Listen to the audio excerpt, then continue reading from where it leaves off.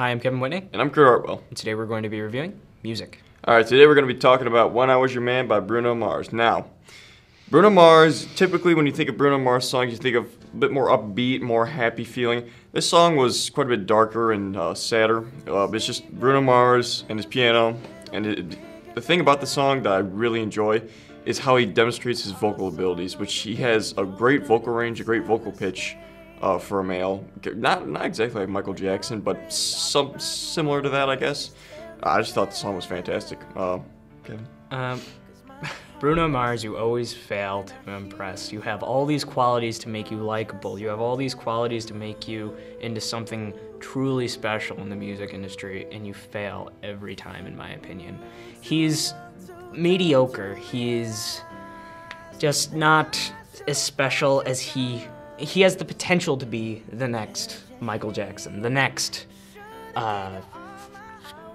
Elvis Presley of his genre. Yeah, right. But he fails to do that, in my opinion. A lot of people like him for his songs and his meanings with his work, but I'm not a huge fan of him overall. I like the afro. I'm not a huge fan of it. I don't like the afro. I think it looks stupid with it.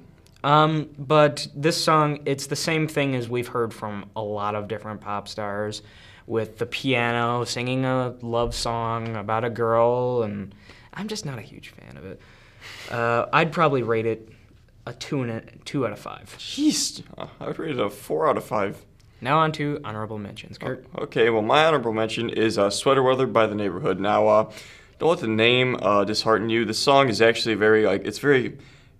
it's very indie rock. That's really what it is. It's just a very calming, soothing song. The guy's voice and the guitar riff breakdown in like the middle of the song, it's just very soothing, and it's just very enjoyable.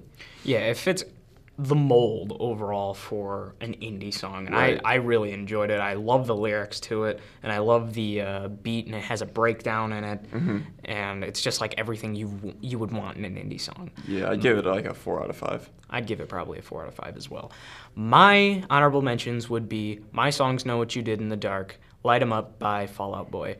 Fall Out Boy, this is their returning song. A lot of fans of Fall Out Boy are highly disappointed with this song. But overall, I actually enjoyed it. I thought it was okay. It had like a new kind of thing to it. They had like an 80s hairband, kind of like I'm on fire! And I really enjoyed it. I'd probably give it, though, for Fall Out Boy, 3.5. I really don't have an opinion of Fall Out Boy, so I'd give it a 3 out of 5. I'm Kevin Whitney. And I'm Kurt Hartwell. Stay beautiful. Bye-bye. On to games. Yay.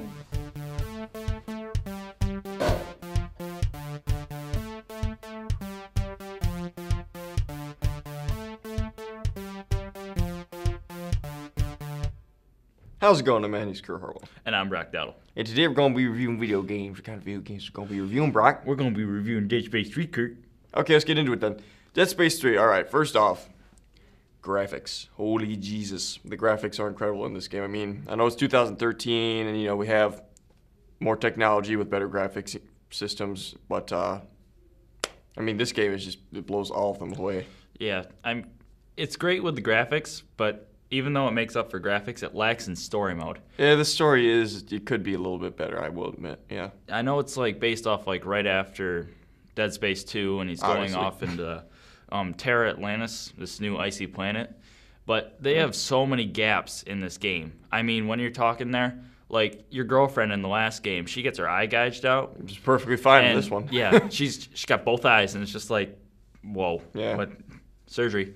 But yeah, I wasn't impressed at all by the storyline. It was just. But I mean, it makes up for it in the gameplay. I mean, it's the game has sort of this. It brings back this 80ish style and feel to it, which is you know, the grittiness and all that. It's just, I mean, that just reminds me of Aliens so much, and I love that. It was awesome. I like even your targeting system. Yeah. When you're playing them, like you don't have to just like shoot at the guy. You can like tear off like limbs and different things with your well-placed plasma beams and, you know, those freezing grenades, and they're just, it's spectacular. It's just so cool. Yeah. But it's just. Let's not forget the sound quality. The sound quality in this game was very impressive. Yeah, everything just sounded so crystal clear and perfect. I mean. Yeah, I know. Like when you're like bashing someone's head, and you can. It sounds pretty realistic, and I know. Oh yeah, happy fun times on Dead Space 3. Yeah. Anyway, I don't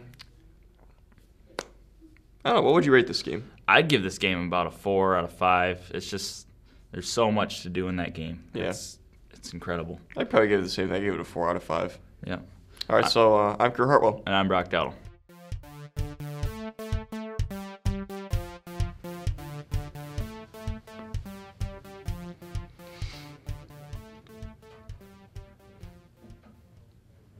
Hi, I'm Kevin Whitney. I'm KP. And today we're going to be reviewing for you lovely folks at home, movies. Oz, the Great and Powerful. Overall, I really was impressed with this movie. It was directed by Sam Raimi. It had a Tim Burton-esque quality to it. It really shocked the crap out of me because I was expecting this movie to be like the side series is like Wicked, and I was just gonna be like, oh, this movie's gonna stink.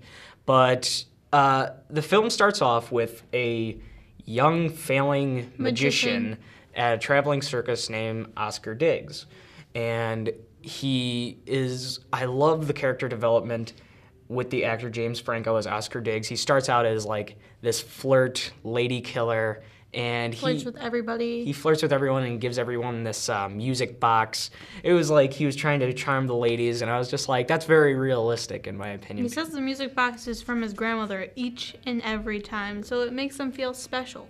But eventually he gets himself into some trouble where he's getting chased off by the strong man, I guess, at the circus. Because he flirted with his girlfriend. Goes into a hot air balloon and gets sucked up into a tornado like Dorothy in the original Wizard of Oz, and he ends up in Oz. And I was just floored by the special effects. The special effects, I mean, come on. Like, this movie was, like, magical. Like, the flowers, the people, the animals, they were all just magical, and the special effects just make them come to life. And I loved it. Like, you can't watch it and not love it. The film, like, had so many things going for it, like the actors, the character development, the dialogue was really good. The conflict. Yeah, the conflict, the musical development the musical production with Danny Elfman. I'm not a huge fan of his work, but I thought he was probably the perfect guy for this because, like I said, the music really went along with it. Yeah, because it was very Tim Burton-esque, and he has very a majestic feel to his music. Anyway, he gets traveled to Oz, and everyone says he's supposed to become the king, and of course, him being the selfish person that he is, he thought that he could get all the riches in the world. All the gold. And that's what he was interested in. Eventually, that gets him into some trouble, with him being a lady killer, with him being selfish, but he ends up being the Great Wizard of Oz after all. Overall, I'd probably rate this movie a 4.5 out of 5. I really loved it overall. It had a lot of good character development. What would you rate it? The special effects, the character development, the conflict, I would rate it a 5 out of 5. I'm Kevin Whitney. I'm KP. Stay beautiful.